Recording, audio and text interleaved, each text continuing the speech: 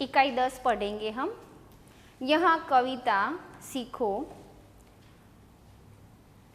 यह कवि श्रीनाथ सिंह का जन्म 1901 में हुआ था। उन्होंने उपन्यास और कहानी भी लिखी है। इसके अलावा बच्चों के लिए बालगीत, गुब्बार, दोनों भाई जैसी कविता लिखी है। इसके अलावा इनमें से एक सीखो कविता है, यह हम यहाँ पढ़ेंगे और समझेंगे। यहाँ सीखो कविता है वह हमें प्रेरणादायक लगती है। अपने जीवन में प्रकृति में बहुत सारी चीज़ें हैं, जैसे भंवरे, फूल, सूरज, पेड़, पृथ्वी इत्यादि से कुछ न कुछ सीख लेने की प्रेरणा दी है। तो हम पहले इस कविता का गान करेंगे और बाद में इसका अनुवाद करेंगे और समझेंगे। तो हम सीखो कविता का गान करेंगे।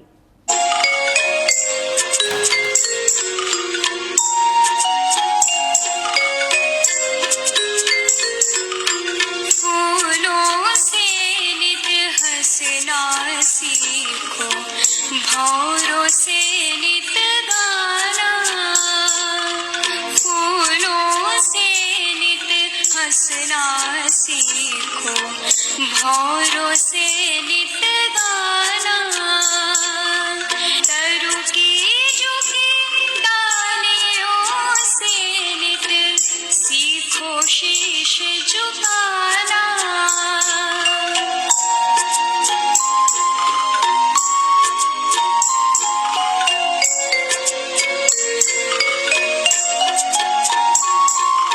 सीख हवा के झोंकों से लो, कोमल भाव बहाना। दूध तथा पानी से सीखो, मिलना और मिलाना।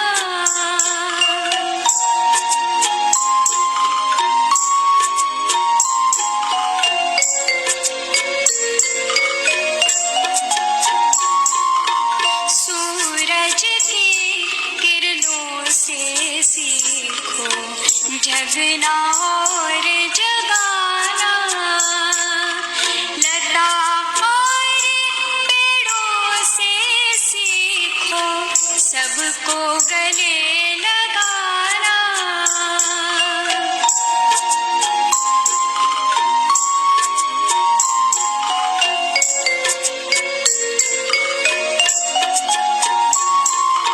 मछली से सीखो स्वदेश के लिए तड़प कर मरना।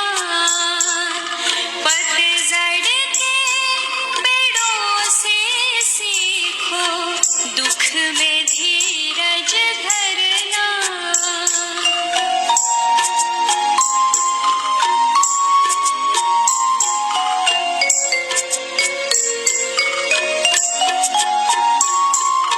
दीपक से सीखो, जितना हो सके अंधेरा हरना।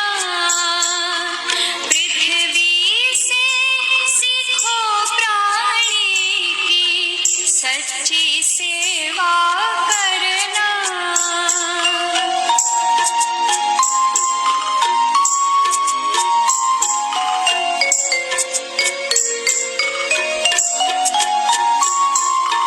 जलधारा से सीखो आगे, जीवन पथ में बढ़ना। और धुएं से सीखो हरदम ऊंचे ही पर चढ़ना। फूलों से नित हंसना सीखो, भंवरों से नित गाना। फूलों से नित हंसना सीखो,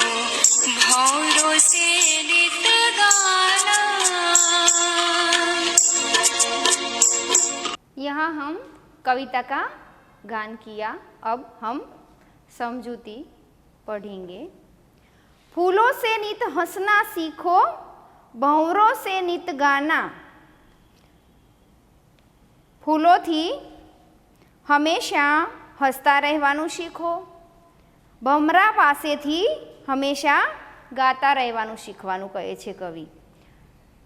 तरु की झुकी डालियों से नित सीखो शीश झुकाना। तरु यानी कि वृक्ष, वृक्षनी नमेली डाળીઓથી શીખવાનું કવિ કહે છે। સદાય તેની પાસે માથું નમાવવાનું અને નમ્રતાપૂર્વક બીજા જોડે વ્યવહાર કરવાનો એવું શીખવે છે। यहाँ हम इस पंक्ति की समझूती देखेंगे। फूलों से नित हंसना सीखो। यहाँ कवि कहते हैं कि फूलों से हमेशा हंसते रहना सीखना है हमें, और भंवरों से नित गाना सीखना है। भंवरा हमेशा सदैव गाता रहता है, इसी तरह हमें भी गाते रहना चाहिए। तरु की झुकी डालियों से नित सीखो शीश झुकाना। तरु की डालियाँ झुकी हुई होती है, उनसे शीश झुकाना यानी कि विनम्रता से हमें दूसरे के आगे रहना चाहिए। सीख हवा के झोंकों से लो कोमल भाव बहाना। अनुवाद है, પવનની લહેરો પાસેથી મનમાં કોમળ ભાવનાઓ વહેવડાવતા શીખો। दूध तथा पानी से सीखो मिलना और मिलाना। જેમ દૂધ અને પાણી એકબીજાની અંદર ભળી જાય છે, પાણીનો રંગ પાણી જેવો રહેતો નથી અને દૂધના જેવો જ બની જાય છે, એવી રીતે આપણે એકબીજાથી ભળવાનું છે અને એકબીજાને ભેળવવાના છે। એવી રીતે દૂધની જેમ આપણે એકબીજાની સાથે રહેવાનું છે। समझूती। कवि यहाँ कहते हैं कि हवा के झोंकों से हमें कोमल भाव बहाने की भावना रखनी चाहिए, और दूध तथा पानी से जब दूध और पानी एक रूप बन जाते हैं, एक दूसरे में घुल मिल जाते हैं, उसी तरह हमें एक दूसरे से मिलना है और सबको मिलाना है। सूरज की किरणों से सीखो जगना और जगाना। સૂરજના કિરણો પાસેથી જાગવાનું અને એકબીજાને જગાડવાનું શીખવવાનું કહે છે। લતા ઓર પેડો સે સીખો સબકો ગલે લગાના। જેમ વૃક્ષ અને વેલા જેમ વૃક્ષને વીંટળાઈ અને એકબીજાની સાથે રહે છે, એકબીજાની સાથે હળીમળીને રહે છે, એવી રીતે અહીંયા કવિ એમ કહે છે કે વૃક્ષો સાથે જેમ લતા લપેટાઈને રહે છે, જેમ કે દૂધીનો વેલો છે એ વૃક્ષ સાથે લપેટાઈ રહ્યો છે, એવી રીતે આપણે પણ એકબીજાની સાથે હળીમળીને રહેવાનું હોય છે અને બધાને ગળે લગાવવાનું કહે છે, એટલે એકબીજા સાથે મિત્રતાપૂર્વક રહેવાનું કહે છે। अब उसकी समझूती। कवि यहाँ सूरज की किरणें धरती पर आती है तो हम सब जाग जाते हैं, वैसे सभी प्राणियों भी जाग जाते हैं। उसी तरह समग्र पृथ्वी की जगना है और जगाना है। जब लौकी की बेला, तुरई की बेला और करेले की बेला जब पेड़ से लिपट जाती है, वैसे ही हमें एक दूसरे के साथ सबको गले लगाना है। मछली से सीखो स्वदेश के लिए तड़प कर मरना। माछली पासेथी सीखवानुं छे। माछली तमे बधाए जोई ज हशे, माछलीनो पोतानो देश शुं छे? पाणी छे। माछलीनो स्वदेश पाणी छे, एटले एने पाणीमांथी निकाळीए तो माछली मरी जाय, एटला माटे एने माछली पाणी न होय तो ए मरी जाय छे, तड़पी तड़पीने मरे छे। एवी रीते आपणे देश माटे तड़पी तड़पीने मरवू छे, ए रीते आपणे शीखवानुं छे। पतझड़ के पेड़ों से सीखो दुख में धीरज धरना। જ્યારે પતઝડ ઋતુ પાનખર ઋતુ આવે છે ત્યારે વૃક્ષોના પાંદડા એકદમ પાકી જાય છે અને બધા નીચે પડી જાય છે. વૃક્ષો કેવા એકદમ સુકાયેલા હોય એ રીતે થઈ જાય છે. અને જ્યારે વરસાદ આવે છે ત્યારે વરસાદમાં હરિયાળી સરસ મજાની ધરતી લીલીછમ થઈ જાય છે અને આવી રીતે પતઝડના પાનખર ઋતુમાં વૃક્ષોની જેમ આપણે પણ દુઃખ આવે ત્યારે ક્યારેય પાછા હટવું જોઈએ નહીં અને ધીરજ રાખવાની હોય છે કે શાંતિના ફળ મીઠા એવું કહેવામાં આવે છે. એવી રીતે દુઃખમાં દુઃખી ન થવું અને ધીરજ રાખીએ તો પાછળથી સુખ મળી જ જાય છે. अब इसकी समझूती. मछली का स्वदेश पानी है. आप सभी ने मछली देखी होगी. उसे पानी से निकालने पर वह मर जाती है. हमें मछली से स्वदेश के लिए कैसे तड़पा जाता है वह सीखना चाहिए. पतझड़ में पेड़ों से उसके पत्ते गिर जाते हैं और फिर बरसात आती है और हरियाली छा जाती है. वैसे ही पेड़ पतझड़ में दुखी नहीं होता लेकिन वह दुख में भी धीरज धरता है और जब धीरज धरनी चाहिए तभी तो सुख मिलेगा. दीपक से सीखो जितना हो सके अंधेरा हरना.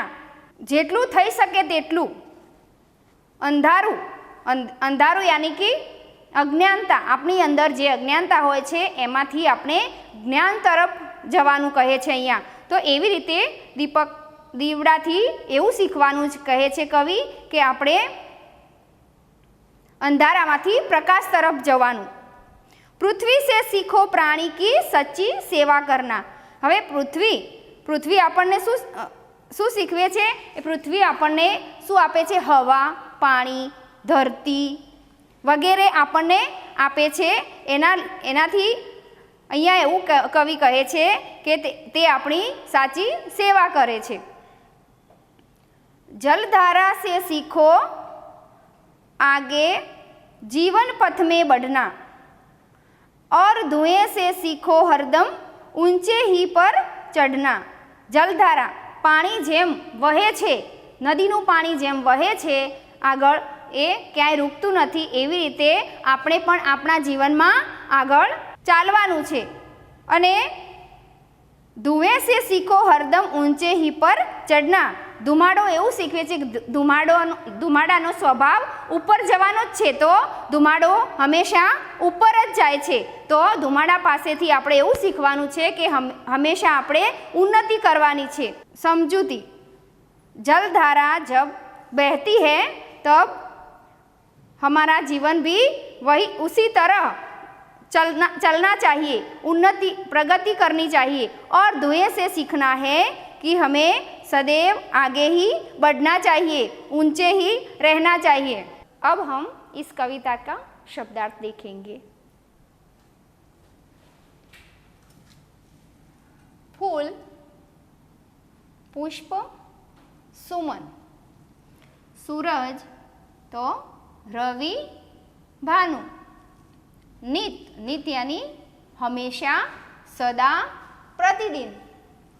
लता को गुजराती में बोलते हैं बेला, हिंदी में बेला बोलते हैं.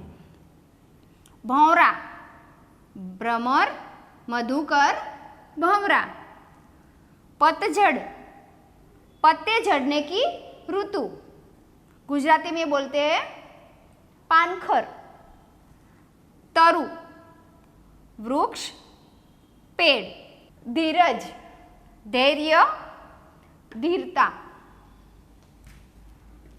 हवा तो वायु, पवन. पृथ्वी, धरा, अवनी. कोमल यानी नाजुक, मुलायम. पानी, जल, नीर. पथ, मार्ग, रास्ता. शीश, मस्तक. प्राणी, जानवर, पशु. इसके बाद हम मुहावरे देखेंगे। शीश झुकाना, इसका अर्थ है विनम्र होना। कोमल भाव जगाना, तो सुंदर विचार प्रकट करना। गले लगाना, प्रेम करना यानी अपनाना। धीरज धरना, तो धैर्य रखना। ऊंचे चढ़ना, उन्नति करना। अब शब्द समूह, पत्ते झड़ने की ऋतु, तो उसे कहते हैं पतझड़। पानी की धारा, पानी की धारा को जलधारा बोलते हैं। अब हम अभ्यास देखेंगे, पढ़िए और बोलिए। हंसना, भंवरा, स्वदेश, तड़प कर, अंधेरा, पृथ्वी, धुआं और ऊंचा। प्रश्न नंबर 2, कविता का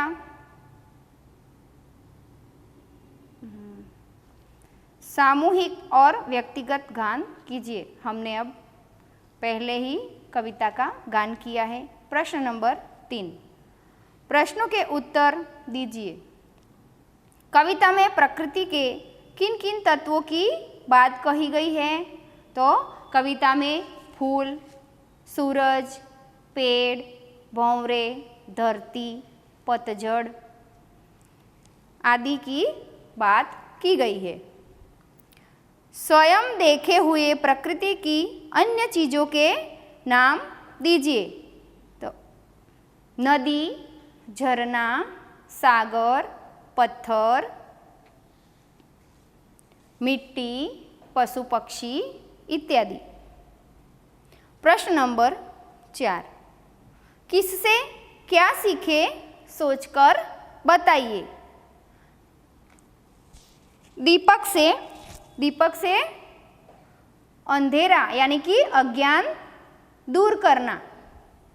दूसरा, भंवरों से हमेशा गाना सीखना है। फूलों से हमेशा हंसते रहना। हवा से कोमल भाव बहाना। दूध और पानी से मिलना और मिलाना। सूरज की किरणों से क्या सीखना है? जगना और जगाना। लता और पेड़ों से तो सबको गले लगाना। धुएं से हमें सीख मिलती है हरदम ऊंचे ही रहना। मछली से तो स्वदेश के लिए तड़प कर मरना। जलधारा से जीवन पथ पर हमें आगे ही बढ़ते रहना है। पृथ्वी से प्राणियों की सच्ची सेवा करना। पतझड़ के पेड़ों से हमें यह सीख मिलती है कि दुख में भी धीरज धरना चाहिए। प्रश्न नंबर 5, निम्नलिखित वाक्यों को उदाहरण के अनुसार लिखिए और स्वर भार देकर पढ़िए। जैसे मैंने कल आपको यह किताब दी थी। इसी तरह मैंने कल आपको यह किताब दी थी। मैंने कल आपको यह किताब दी थी। मैंने कल आपको यह किताब दी थी। मैंने कल आपको यह किताब दी थी। मैंने कल आपको यह किताब दी थी। उसी तरह दूसरा वाक्य, मेरे जन्मदिन पर दोनों ने मुझे उपहार दिया।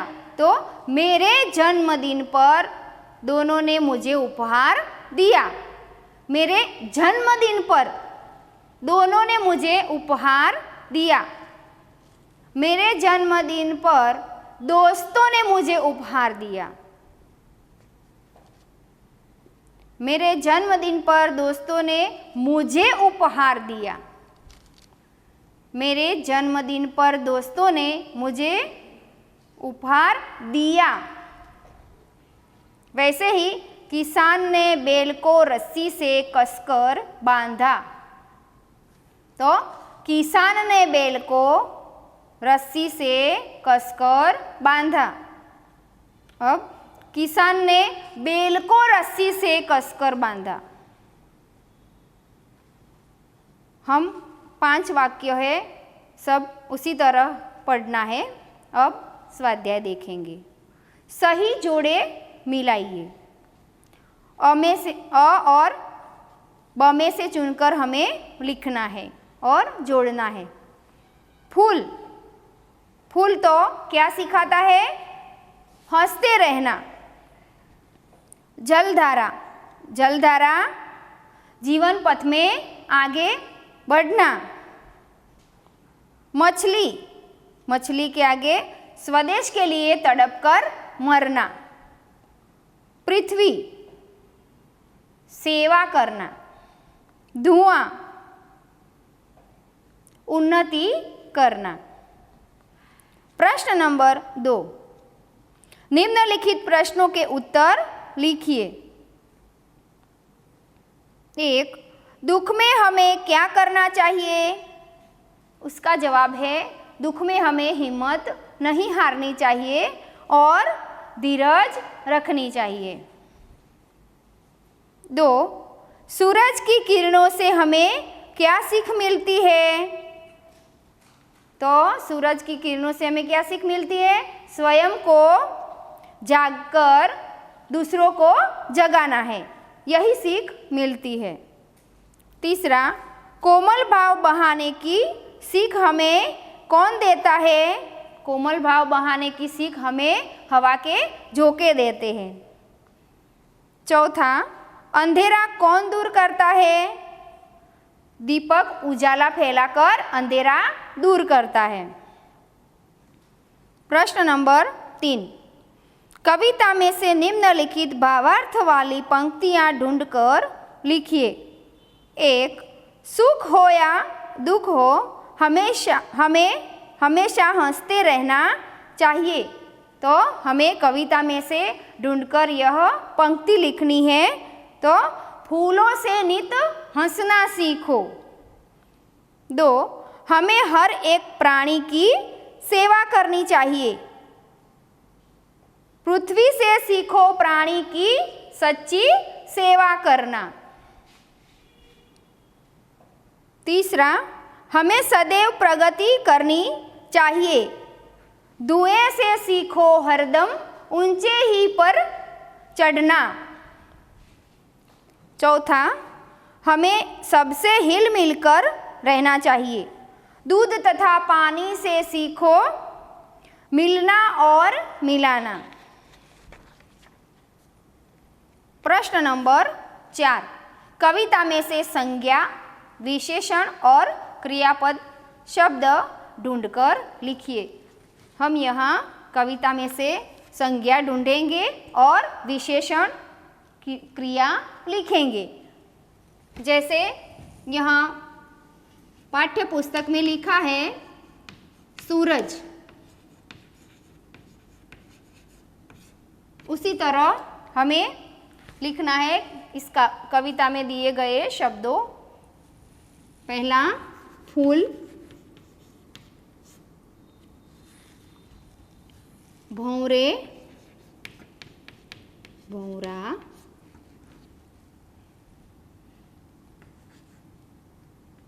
पेड़, हवा,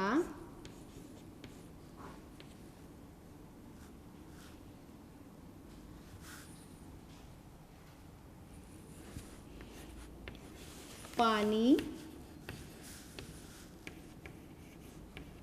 लता,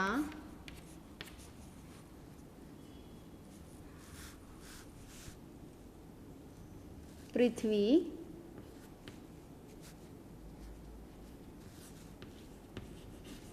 पृथ्वी,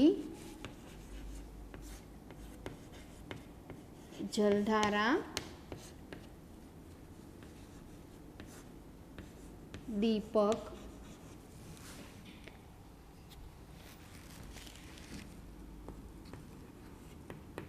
धूप,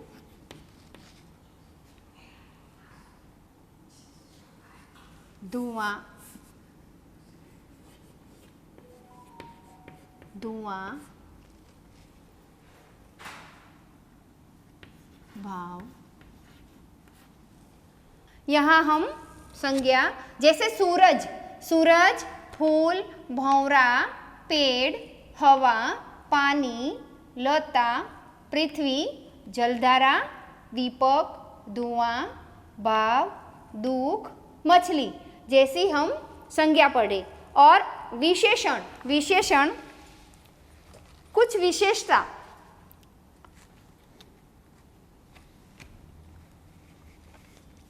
यहाँ सच्चा पाठ्य पुस्तक में दिया है, सच्चा,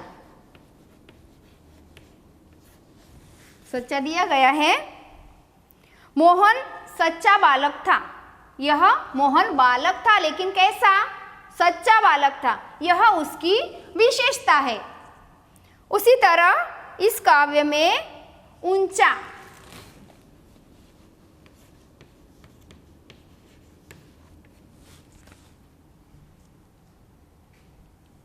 अब क्रिया, क्रिया यहाँ पाठ्य पुस्तक में गाना, गाने की क्रिया दी है, तो हम यहाँ लिखेंगे चढ़ना, गले लगाना,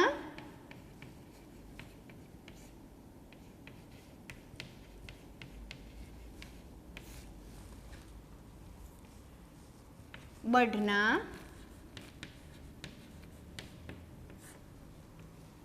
झुकना,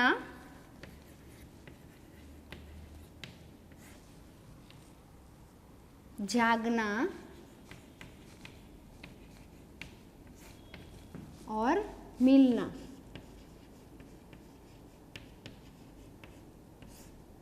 यह हमारी कविता में क्रिया दी गई है। अब प्रश्न नंबर 5, आपके उपर्युक्त कोष्ठक में विशेषण और क्रिया के जो शब्द लिखे हैं उनका वाक्य प्रयोग करना है। तो यहाँ विशेषण मोहन सच्चा बालक है वह दिया है, और ऊंचा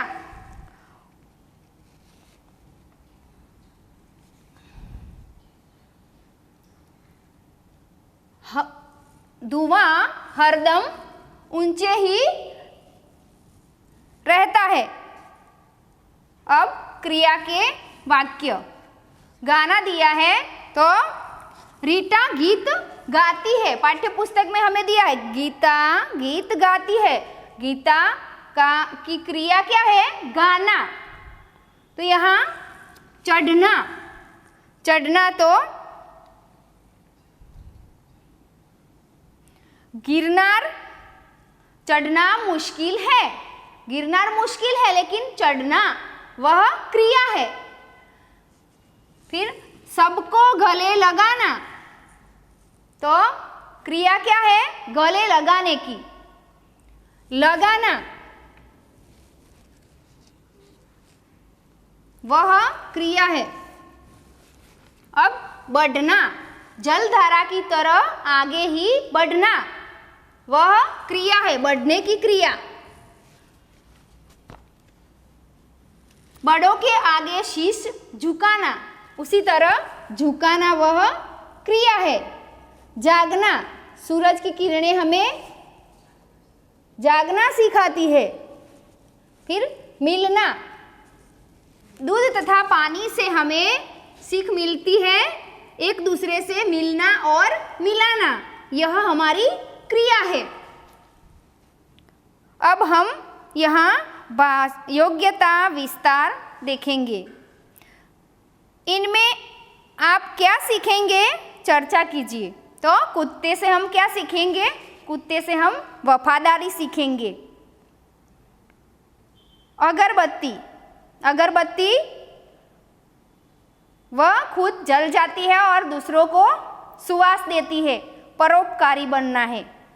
हंस निर्क्षीर विवेक सिखाता है। नदी जलधारा, नदी अविरत बहने का सिखाती है, पीछे हटने का नहीं। सियार कैसा होता है? चतुर होता है, होशियार होता है। चींटी यानी कीड़ी, चींटी हमेशा परिश्रम ही करती है, चढ़ती है, पड़ती है, लेकिन वह अपना काम करके ही रहती है। बुलबुल मधुर गान करती है, वह मीठा बोलती है। मकड़ी सतत प्रयास करती है। मधुमक्खी भी परिश्रम करती है। कंगारू अपने बच्चे को साथ में लेके घूमता है, इसलिए वह मातृ प्रेम दिखाता है।